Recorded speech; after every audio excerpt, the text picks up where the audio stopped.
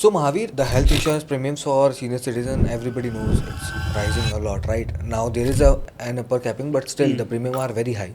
So is there any time when a senior citizen should decide that okay, now is the time I should not pay for the premiums? It's not a very binary perfect call that anybody can take, and usually the ideal thing is to not stop your coverage, because we really don't know what is in store in the future, right? Meaning what kind of claim can come, what kind of hospital bills can come. But typically I have seen some situations and some scenarios where I have also recommended that you can stop the cover. One is the ratio or the percentage of the premium to the cover is becoming too disadvantageous for the customer. Like for example, if the premium is 50% of the sum insured, right? Or let's say 40% of the sum insured, which basically means that if a customer has to even break even on paying premiums for this kind of a coverage, then it's not that they have to make a claim, but we are talking very commercial and transactional and Excel sheetish right now, right? So from that point of view, they'll have to make a claim at least 2.5 years mein ek baar they will have to claim for the entire sum insured, right? So that typically is a call that the families need to take. Okay, is there a chance that there could be a claim that will come every 2 years? Right? And then it will make sense, right? Also, a lot of these old policies which have been bought by senior citizens, they may have room rent limits, right? 2 lakh की policy उस 1% room rent limit है, तो 2,000 rupees का room rent limit है. Now, if you are living in a city like Bombay, 5,000 rupees is the private room का cost typically.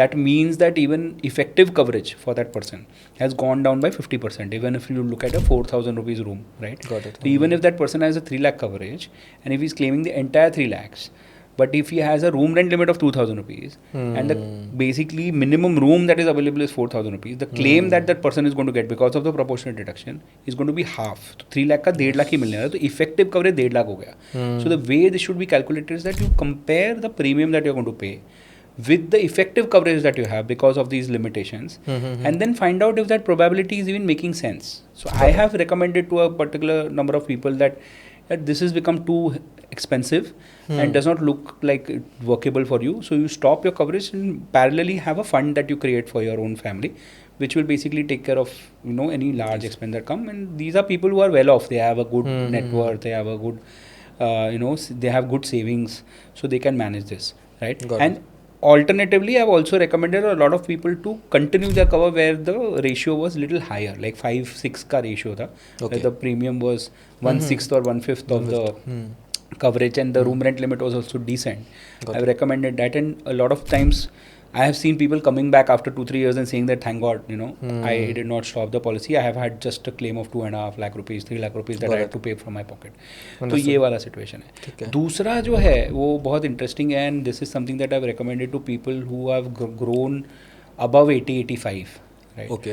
और उस situation में ऐसा होता है कि most of the times the doctors and the hospitals do not recommend a surgery. Most of the times the hospitalization that happens for such people is for monitoring purposes और for test purposes, this is not covered. और let's say इनको अगर कोई major disease हो गया तो hospitals typically do not recommend an aggressive treatment because they are now very fragile. तो आप यूज ही नहीं करने वाले हो वो पॉलिसी को. You are not going to be able to use the health insurance because you're not likely to get hospitalized. And the premium ratio which we spoke as the first point is very high, and in those kind of subjective situations where the person also is well off, we have taken a call that okay, you stop the policy. So these are the two key areas that I remember right now where a policy could be stopped because of premium rise. Understood. For a young person, like he or she should not take this decision, right? Like because we are discussing for senior citizens, but it came to my mind like see, for a young person it does not make sense. He should port to a lesser premium policy probably. Look at top up options and not take maybe the base cover.